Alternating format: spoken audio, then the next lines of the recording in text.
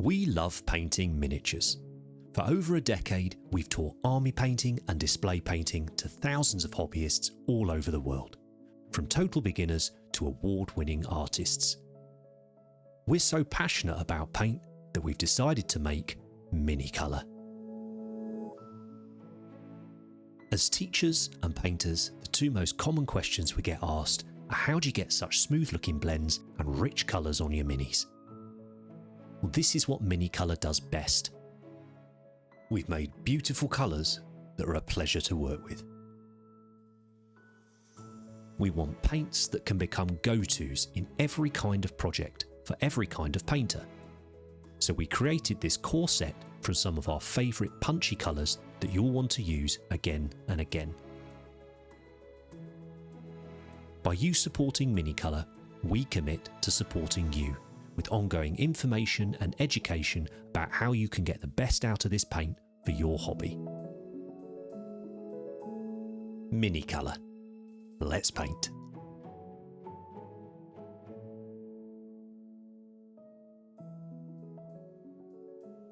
Give us a clap, Andy. One thing that's been really rewarding or just cool is that over the last few years I've been using them in my paint jobs for competitions, and one thing I've loved is that people have commented on certain colours like the purple trousers of Glutos, and they've honed in on that and said that purple is really good, and those have been Mini-Colour, so that's been so nice to hear. My most recent paint job is Fuegan, and a lot of people have commented on the oranges and the reds, and that's really confidence boosting because those are our paints. You know, I used some other brands for some of the other elements of that figure, but the red and the orange, they're ours. And you know, the red I'd used a lot in the process, but the orange, I don't tend to paint orange very much. So although I tested them, I hadn't used them as much as, say, the red. And it was so nice to use our own paints and then step back and look at the result and be, you know, proud of the paint job, but also proud of the product that we created. And having people point out those specific colors, you know, just say that orange is great. That's been so nice. And obviously, you know, building up to the launch of the paints, hearing those sort of things has been really, really cool. And it makes me excited to put them in people's hands. And that's something I'm really looking forward to doing. You know, when the range is out, I can paint every part of a figure with our range and not feel so guilty saying, hey, I used this paint, you can't buy it yet. So it's going to be really nice to finally have those unleashed, and I'll really show you what you can do with them. So when we were kind of beset with the challenge of this, we just wanted to come up with the most useful, practical, well-rounded range that we could. We've got army painting in our skill set, we've got award painting, if you're Andy, in our skill set, and everything else in between. We wanted the paint to work for everyone. And something really important to that was we didn't want an adjustment period to strange extreme traits while using any of our paint. So straight from the bottle onto wet palette, onto dry palette, dry brush, airbrush, whatever you're doing, there isn't an adjustment period. They work as they should. And that's because we, between us, at great emotional expense and several years of training, we've worked out the best compromise between quality of color, coverage, consistency, finish, everything like that. And what you're going to get as the experience as you using that is all the hours and years that we've put in. You're going to put something down and use it and be like, oh great, nothing to adjust to, no nasty surprises, so many incredible colors. It's why we're finally so proud of them, because we put the time into making that experience perfect for you.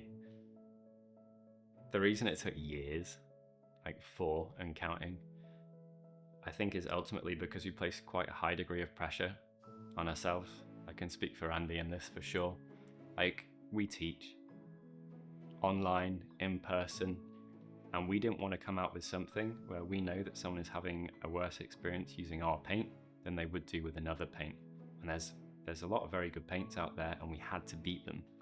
Not only that, but the example of the purple set, we spent 2.5 years working on a selection that we ultimately decided to change so we could get the best compact set of 6 colors rather than a set of 12. And that's why when you look at those 6 purples, you're just like, wow, like that. You look at it and you know it's perfect, and it's just because we ground out the hours and we made the hard decisions and we got there, and we weren't satisfied with settling until we got it right.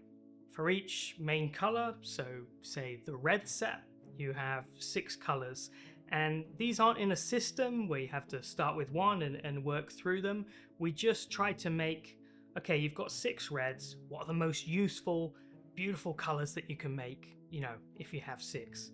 And I think in the future we'll probably add some more niche kind of tones, but really in the core set it's super focused on being really vibrant chromatic colors, and we try to get a range in there so you can create really dark and deep shadows, vibrant and popping highlights, and all your midtones in between, but they're not necessarily designed that you have to go in an order.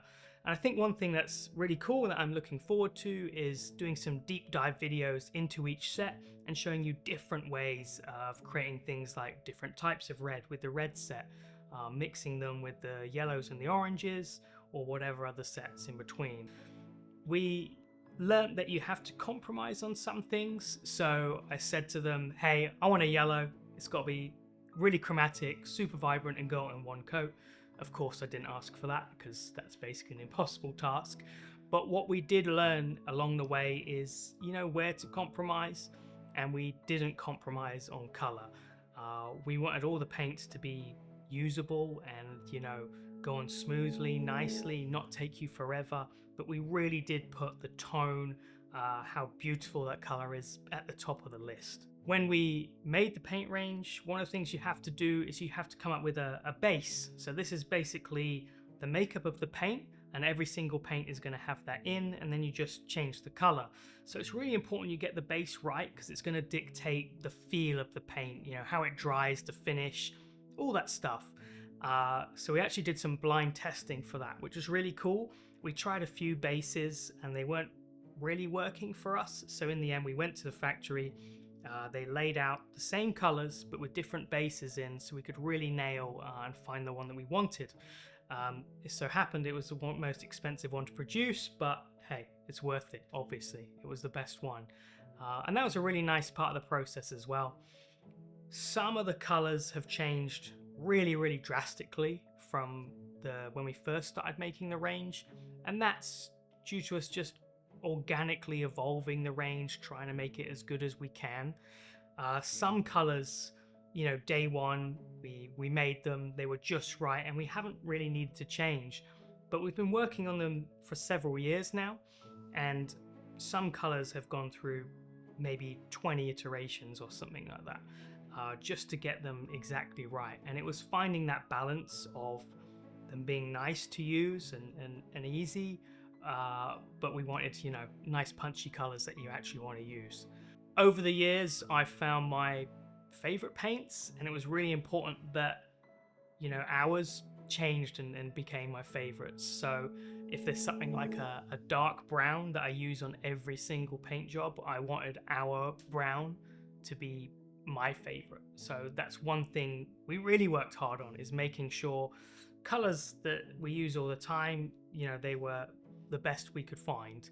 I love to paint red all the time, so I really put so much work into getting these reds to be, I think, the best out there. And anyway, look at some minis that I've done in red, and I think that says what we wanted to say, really. Honestly, initially, when we were working on it, I was sure, and they are incredible, I was sure it was going to be like the purples, the reds. There is one yellow that I feel is unique, and I just love. Marigolds. It's that egg yolk yellow. You need that color, it has to be in there. So some of them are just amazing, so I like that. Others, which are like a bit more boring, I base coated a marine, like a standard test for us. Is this color doing what it needs to? Is it going down right? And they made me just think, I want to do a chapter in this color. Even if it's like a couple of the browns are incredible. Gherkin, though, hands down, favorite color of the range. We've got a few colors that are more than they initially seem. Gherkin has more yellow in it than you'd expect, and as a result, if you highlight it with the right color, it completely changes personality up through the highlights, and if you shade it with the right color, it completely changes personality down into the shadows, and that is so cool. A lot of people talk about like old snake white or colors like that, and those unique traits people remember and you enjoy, and they give you incredible kind of like fun and satisfaction while painting. That's great.